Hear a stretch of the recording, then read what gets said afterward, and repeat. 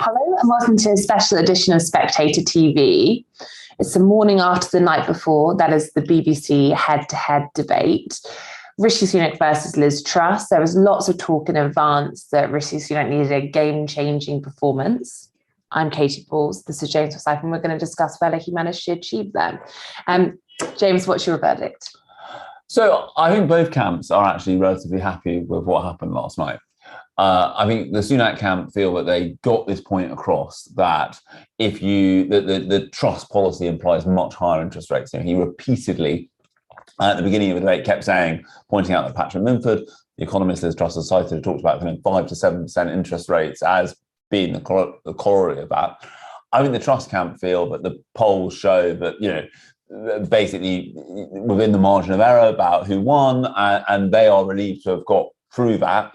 There's another debate tonight, but this was in prime time on BBC One, and I also think that they also feel that because Rishi Sunak pushed her hard, it now makes it kind of slightly easier. One Truss supporting minister was saying to me this morning, for her to kind of to take a slightly lower profile on some, in terms of these kind of things, because this debate was no one can say that that debate was soft last night. Sure. It's interesting in the sense that definitely during the debate, it did not feel as though Team Truss were a particularly happy bunch because of Rishi Sunak's frequent interjecting into the conversation. And there were some briefing quotes flying around. I think there was one saying, that effectively saying Rishi Sunak should not be in government. And that was from a Truss spokesperson. Only for, I think, a few minutes later, Truss to offer Rishi Sunak a job issuance. Yeah, and I think this duality is a potential issue for Liz Truss. I think you saw this with Penny Mordaunt said to her during the debate, like, during one of those early debates, do you lead your campaign? Because there is a question, which is Liz Truss always likes to say she's running a positive campaign, and yet sometimes her campaign team fly out with quotes like the one you just mentioned, or it's her supporters in Nadine Dorries who is I think. It's a crowded field, but I think we could probably agree that Nadine Dorries has been the most aggressive Tory in this contest so far. And I think in a way, this is one of the two horses Liz Truss is trying to ride at the moment. You saw this in this question about whether she would have Boris Johnson in her cabinet, which is she is in many ways she is benefiting from the anger that some of those closest to Boris Johnson feel at Rishi Sunak because he resigned and Liz Truss did not. Yet at the same time, she doesn't want to attach herself fully to that. And so I thought it was interesting that while I was in the, which debate was it when they asked them for example, the ITV debate, she wouldn't raise her hand and say, I'll put Boris Johnson in my cabinet. Last night, it took her a long time to get to that answer. And I think that is in part because she is trying to keep together this coalition of, people who are very cross that Boris Johnson has been removed, and this coalition of people who actively want her to be Prime Minister. Yes, and as you mentioned, when it comes to her, perhaps the figures in her camp who are going further than she will, it's tricky to know whether she is authorising it, because it can be helpful to have, probably in a way, an attack dog, whether that's your spokesperson or just politicians coming out and saying things you don't want to say in the debate. And therefore, looking at Nadine Dorries, when she was talking about Liz Truss's choice of Claire's accessories, earrings, whereas Rishi Sunak had gone for a really expensive suit. When Liz Truss was pressed on that, she wouldn't really go against what Nadine Dorries said, would she?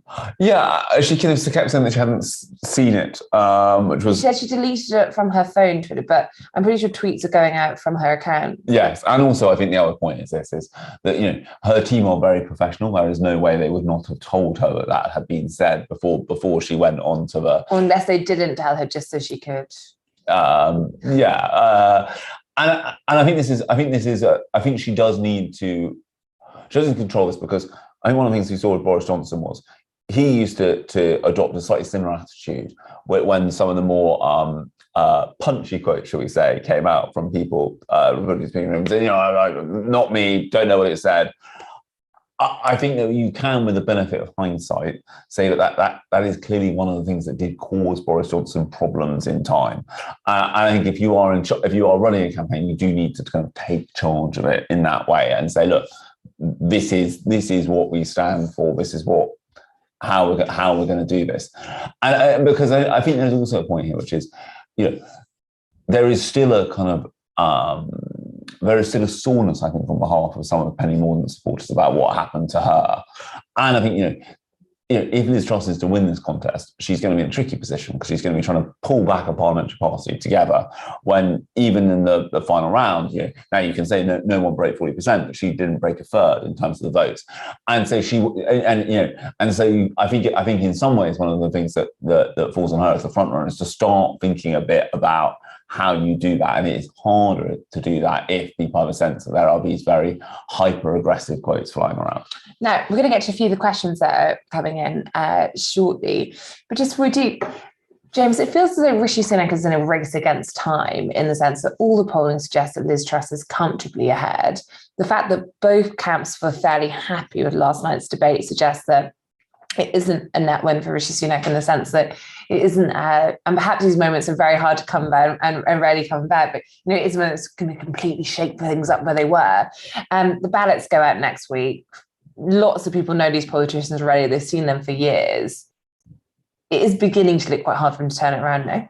So I think in politics, all these moments when people think is this going to be a game-changing moment? Almost one way to guarantee something isn't a game-changing moment is to say it's going to be. I lost count of the number of PMQs that we've sat through, KB, over the years, where people are like, "This is the moment," and it rarely turns out to be because that is the way of politics.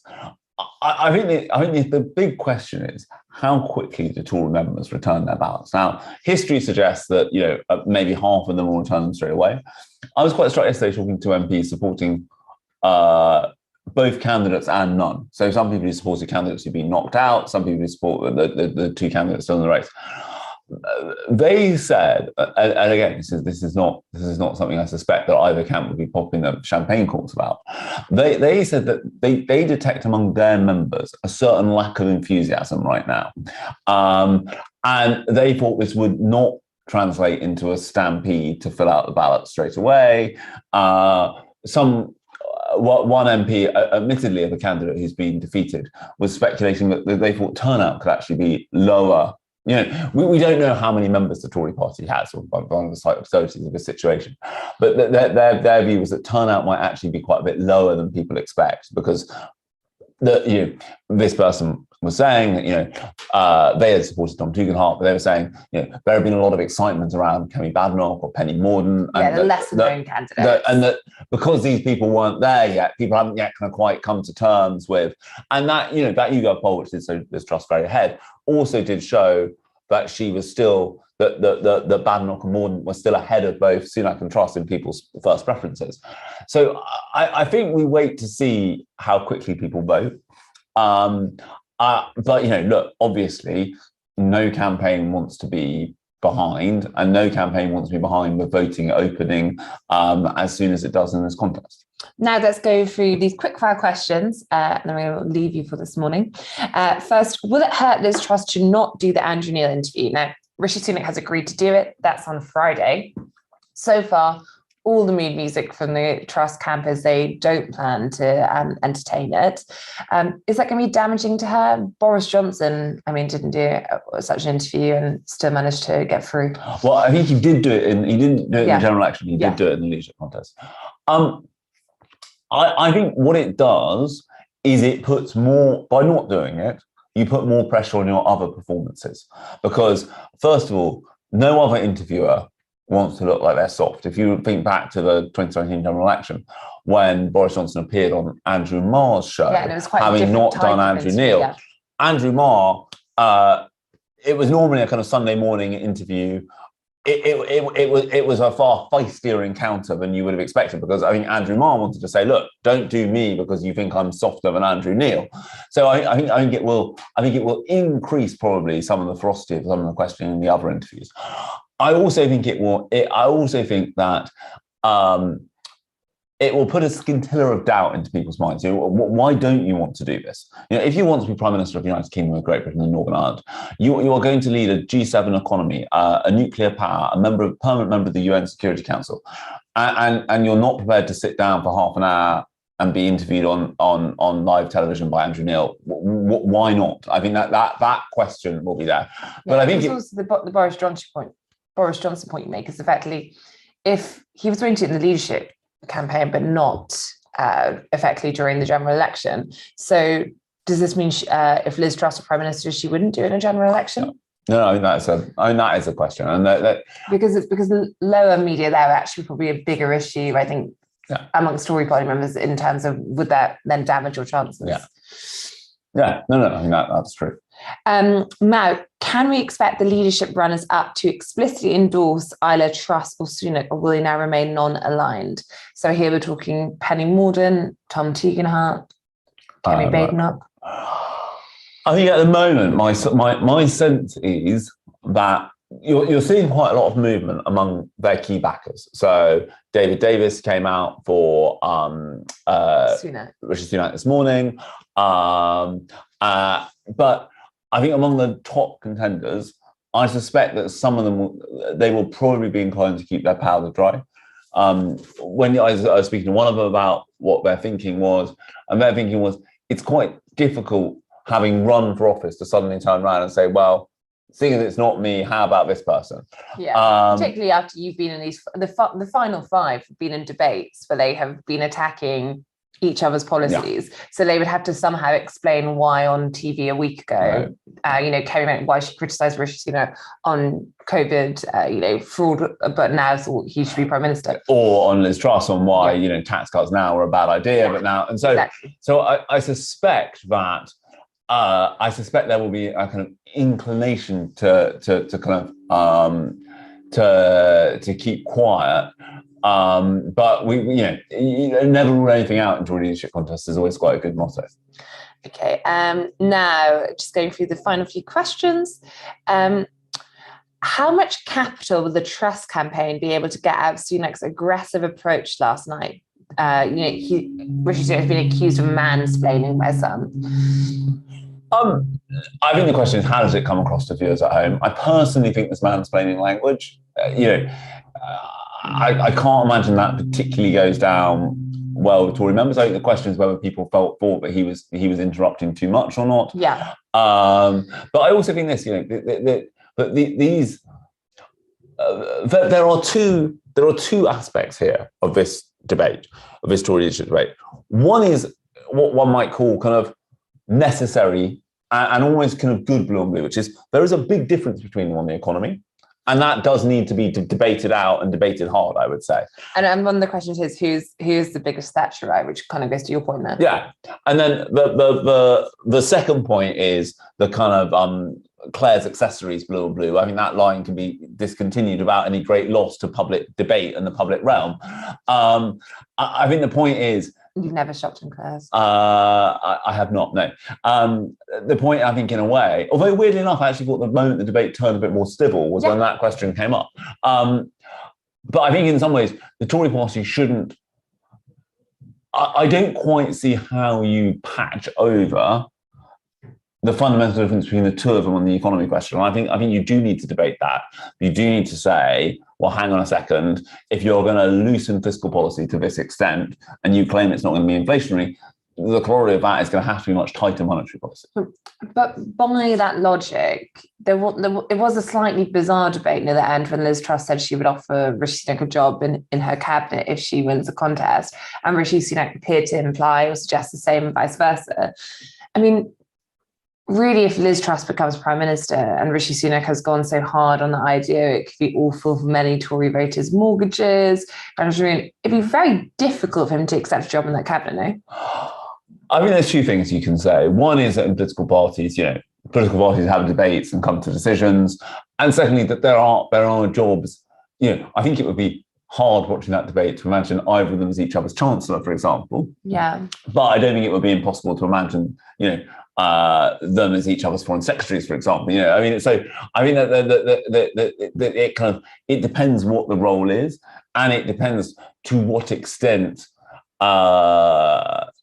you some ways you to what extent the defeated one is prepared to say, look, we had a debate about this as a party. I argued for this position. I lost that argument. I respect the decision of the party members. And whether they feel comfortable doing that or not.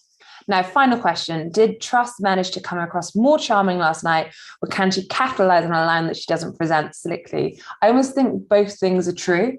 I think when you mentioned that Claire's accessory exchange and Liz Truss said she actually thought Rishi Sunak dressed very well, I thought you did see a bit more of her sense of humour, and there was a bit of warmth between them, whereas actually this more kind of icy persona she can have.